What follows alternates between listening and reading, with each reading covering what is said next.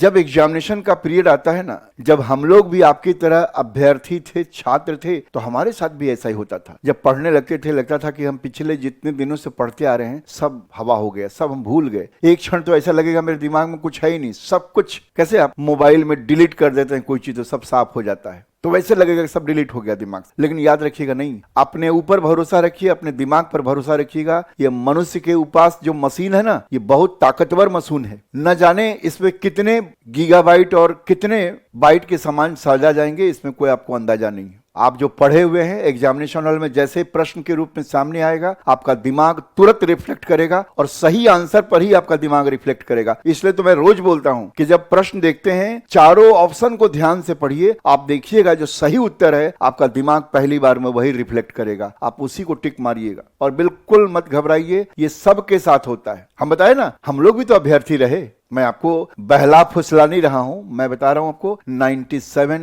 और 96 में, है ना, 1996 में, 1997 में मैंने भी 2 बार इंटरव्यू दिया है यूपीएससी का। दोनों बार नहीं हुआ, दुर्भाग्य कह लीजिएगा। लेकिन ध्यान रखिएगा, हम लोग भी अपने छात्र जीवन में देखते थे कि बहुत चीजें, आज तो आपके पास बहुत सारी चीजें हैं, स्रोत है बहुत सारे पढ़ने का, लेकिन ध्यान रखिएगा कि उन स्रोतों का हम लाभ उठा लेते हैं। हमारे समय तो उतने स्रोत भी नहीं थे, सारी चीजें हम लोगों को किताबों से पढ़नी पड़ती थी, अपना नोट्स बनाते थे उससे पढ़ना पड़ता था। लेकिन एग्जाम के समय में लगता था कि भाई, है ना, सब कुछ साफ हो रहा है, कुछ दिमाग में नहीं आ रहा है। और भी लगेगा, कई बार तो ऐसा लगेगा जो लोग सीरियस तैयारी करने वाले हैं उनको तो लगेगा कि भाई एग्जाम के दिन ऐसा लगेगा कि हे ईश्वर, धरती फट जाए और हम समा जाए, एग्जाम ही नहीं देना पड़े, ऐसी स्थिति भी आएगी। लेकिन ध्यान रखिएगा, बस मैंने बताया ना, हम सब लोग भी उस अवस्था से गुजर चुके हैं। हमारे भी गुरु, हमारे भी क्या है, जो सीनियर्स हैं, वो हम लोगों का मनोबल बढ़ाते थे ये कह करके जो मैं अभी आपसे कह रहा हूं, और बिल्कुल वो सही कहते थे। और उसका एक बहुत बड़ा कारण क्या मालूम है, कि हम लोग निरंतर जो क्लास कर रहे हैं ना, वो निरंतर क्लास करने के प्रयास में क्या होता है, हम जब पर्याप्त रूप से नहीं सो पाते हैं ना, तो ये भी तो एक मशीन है, मानव शरीर भी तो एक मशीन के समान है। इसको अगर रेस्ट नहीं दीजिएगा,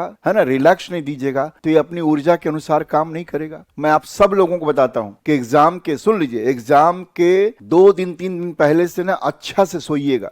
ये नहीं कि एग्जाम के 1 दिन पहले हम सोने जा रहे हैं, उस दिन तनाव में और नींद नहीं आएगी। तो एग्जाम के 2-3 दिन पहले से ही बढ़िया से सोने का प्रयास कीजिएगा, क्योंकि आप जितना पढ़ चुके हैं और उस समय तक जितना पढ़ चुके होंगे वो आपके लिए बहुत पर्याप्त होगा। ठीक है ना, बस इन्हीं चीजों का ध्यान रखिएगा।